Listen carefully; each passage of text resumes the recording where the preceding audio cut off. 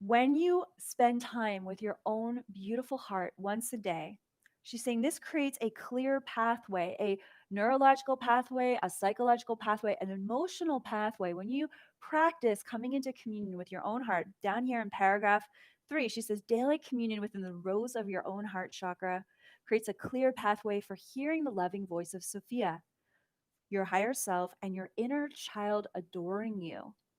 Isn't that so interesting? That when you take the time to breathe into your heart, to come into stillness, to invoke Sophia and Mother Mary to be with you, you are training your consciousness, you are asking, you're practicing how to become very still, to hear the voice of your own divine guidance speaking from you to you from where? From your heart. And that there's going to be different aspects of that guidance that are going to be coming from directly from God, from your higher self, from your inner child. And that the more you come into this daily communion with your sacred heart through prayer, through meditation, through journaling, through listening, through breathing, through presencing, you are no longer like heavily leaning on the outer world to find your center of power and your source of divine guidance. You are learning how to resource yourself and and this communion for your ultimate divine guidance.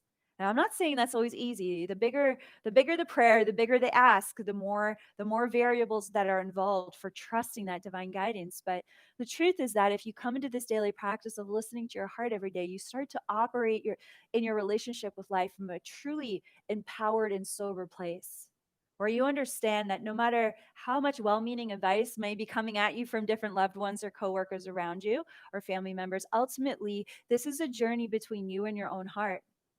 Your human journey is an embodiment of your own divinity that's come here with a very specific set of goals to fulfill in this lifetime, with a very specific list of learning experiences that your higher self wants to take you on a journey for. And it might not make sense to the people around you.